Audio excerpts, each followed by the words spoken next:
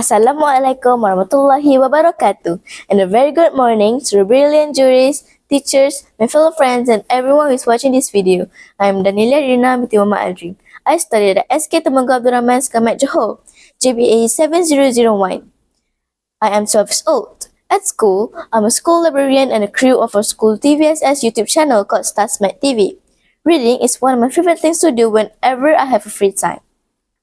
Today, I will review my favorite book of all time, which is a fairy tale story entitled Alice in Wonderland. This book is originally written by Lewis Carroll, but it's retold by John Collins and illustrated by Debbie Boone Jenkins. It was published by Ladybirds Book Ltd. in 1917. The original version of Alice in Wonderland was published in November 1865, which was 157 years ago. This book has 16 chapters with 51 pages. This made me very excited when the first time I found this book in our school's library. I am a fan of fairy tale story, plus I already watched the real-life cartoon version of Alice in Wonderland. This made me very happy to read this book. As soon as possible, I borrowed it. The book has a lot of cartoon with dramatic effects of the drawings. Now, I will talk about what happened in this book. In a park of England, a young girl named Alice was sitting by her sister on a grassy bank. Alice was feeling so sleepy, wondering what to do. Suddenly, a white rabbit with pink eyes ran close by her, who panicked of being late and took out a watch out of his waist pocket. Alice never seen that kind of rabbit in her entire life before. She got curious and followed the rabbit into a barrel and plummeted down a rabbit hole. Upon landing in a place called Wonderland, she found a tiny door that were only 15 inches high. She then took a tiny gold key and it fitted very well, but she was too big to go through that door. And then she found a bottle labeled with "Drink milk" with large letter. She shrank to only 10 inches, but poor her, she had left the tiny gold key on top of the table. She then ate a cookie that causes her to grow excessively. She began to cry and flooded the room with her tears.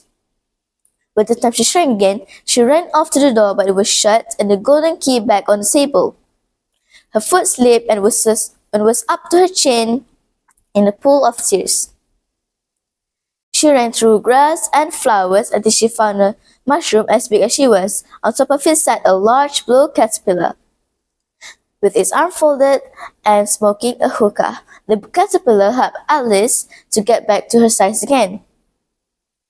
After a sudden scene of a house with an extraordinary noise going on inside, Alice was surprised to see the cat sat and grinned at her on a tree's branch. The cat showed her a way where Hatter lived using its paw. When she arrived, she found Hatter, the Dormouse, and the March Hare having a tea party, but the upset and nonsense story from them made Alice walk away angrily. Alice is upset that the story did not make any sense. Alice then met the King and Queen of Hearts and introduced herself, but the Queen ordered the knaves to off with the gardener's head. But Alice backed them up and said they should not be beheaded. Then she was told to play croquet with the Queen. The balls were curled up hedgehog and the mallets were flamingos. By the time she was about to hit a ball, her hedgehog uncurled and crawled away. The king invented a new rule because Alice was more than a mile high who had to leave the Wonderland.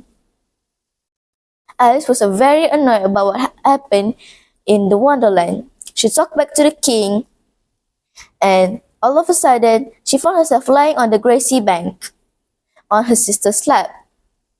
Her sister had woken her up from her very adventurous dream of Wonderland. This is the end of the story. The moral that I can learn from the story is that we should not easily give up, even though there's a lot of difficulties we have to go through. Give up is not a choice. That's all for today. Thank you for spending your time with me. Hope we meet again in the future. Bye!